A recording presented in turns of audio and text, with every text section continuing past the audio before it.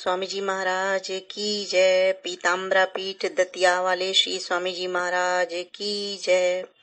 सर्वतंत्र स्वतंत्र निगमागम तंत्र पारिणे परमहंस परिव्राजकाचार्य श्री पीताम्बरा पीठाधीश्वर श्री अनंत श्री स्वामी जी महाराज की जय। गुरु महाराज की जय। माँ पीताम्बरा की जय। तत्कर्म हर्तोषम यत्सा विद्या तन्मतिर्यया तद्वर्णम तत्कुलम श्रेष्ठम तदाश्रमम शुभम भवेत्। जिस कर्म के द्वारा स्वामी संतुष्ट हो सके, वास्तव में तो वही कर्म श्रेष्ठ कहा जा सकता है, और जिसमें श्री स्वामी चरणों में मति उत्पन्न हो सके वही सच्ची विद्या है। जिस वर्ग, जिस कुल और जिस आश्रम में रहकर श्री स्वामी जी की कीर्ति का गान करने का सुंदर सुयोग प्राप्त हो सके, वही वर्ण, कुल तथा आश्रम शुभ और परम श्रेष्ठ है। बोलो स्वामी जी महाराज की जय। श्री गणेशाय नमः। श्री स्वामी कथासार सप्तम अध्याय का प्रथम भाग। हे सहस्त्रबाहु, हे कृष्ण, हे गोविंद, जिस प्रकार धनिक अधिक धन प्राप्ति की इच्छा से अपने जमा किए हुए धन को छोड़कर परदेश गमन करता है, वैसे ही मूर्ख लोग स्वप्न तुल्य अनित्य स्वर्गादि परलोक में अनेक प्रकार के सुखों की कल्पना करके उसके लिए धर्मादि चारों श्रेष्ठ पुरुषार्थों को भूलोक में गंवा देते हैं। यज्ञ द्वारा देवता की उपासना कर स्वर्ग जाएंगे और वहां खूब विषय भोग करेंगे, किंतु यह सब मिथ्या है। जो जन्म मृत्यु से ग्रस्त हैं, उन्हें पुनर्जन्म से लाभ ही क्या होगा। हे ब्रह्मवेत्ता, आप मोक्ष प्रदाता हैं। हे कैवल्यदाता नारायण, आपके भक्त की महिमा शुभ कर्म द्वारा बढ़ती नहीं है और अशुभ कर्म द्वारा घटती भी नहीं है।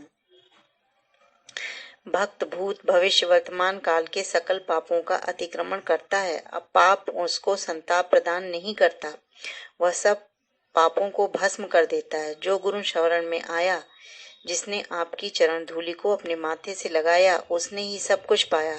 हे दीनानाथ, जो शरण में आता है उसके सद असत कर्म आपके दर्शन मात्र से ही भस्म हो जाते हैं। इसलिए आपके पास आकर व्यक्ति अभयदान प्राप्त करके धन्य हो जाता है। यदि आप उसके कर्म देखने लगें तो वह अनंत काल में कभी भी आपकी कृपा प्राप्त कर सके, इसमें संदेह है। किंतु आप शरण में आए हुए व्यक्ति को शीघ्र ही अभयदान देते हैं। धौलपुर में जब महाराज जी पधारे, उस समय प्रकाश मोहन जुत्सी बालक थे। वे प्रधानाचार्य ब्रजमोहन जुत्सी के पुत्र थे।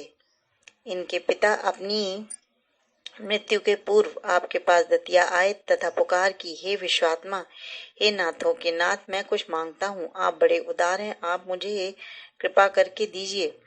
मेरी मृत्यु के 15 दिन बाकी हैं। मेरे बाद मेरे चारों पुत्र अनाथ हो जाएंगे।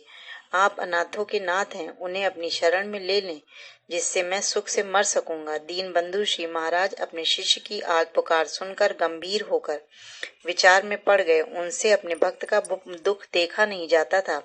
अपने प्रिय शिष्य को चरणों में लिपटाकर और सिर पर हाथ फेरते हुए तरह तरह से सांत्वना देकर कहा, अभी तुमको भूलोक को छोड़कर मणिपुर धाम जाने में 15 दिन नहीं, 1 माह का समय है, तथा बच्चों की चिंता तुम मत करो। जब तुमने इन्हें मुझे सौंप ही दिया है, तब ये मेरे हुए।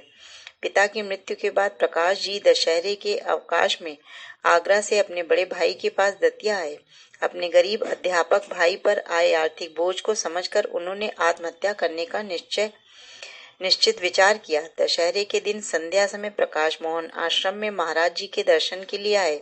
उस समय आश्रम में आरती हो रही थी। आरती पूर्ण हो गई, प्रसाद बांट दिया गया। श्री प्रभु ने भी प्रसाद लिया और अचानक प्रकाश जी का हाथ पकड़कर एक तरफ ले जाकर बोले, प्रकाश जी, मृत्यु होने के बाद जरूरी नहीं कि मरने वाले को मोक्ष मिले, और जिसकी अकाल मृत्यु होती है उसको तो कभी मोक्ष मिलता ही नहीं।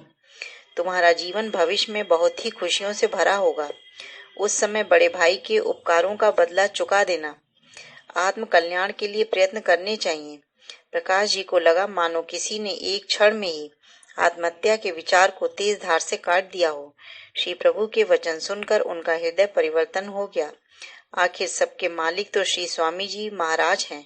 हे निष्काम राखनहार, जिसकी जैसी समझ है, जिसमें जैसी भक्ति है, जिसमें जैसा ज्ञान है और कर्म योग्यता है, पहले उसको उचित सन्मार्ग पर लाना, फिर उसको नवाजने वाला तू ही है। गुरु ब्रह्मा गुरुर्विष्णु गुरुदेवो महेश्वरा, गुरु साक्षात् परम ब्रह्म तस्मै श्री गुरुवे नमः। यदक्षरं पदभ्रष्टं मात्राहीनं च यस्य भवेत् तत्सर्वं क्षम्यतां देव प्रसीद परमेश्वरः। बोलो गुरु महाराज की जय, स्वामी जी महाराज की जय, माँ पीताम्बरा माई की जय।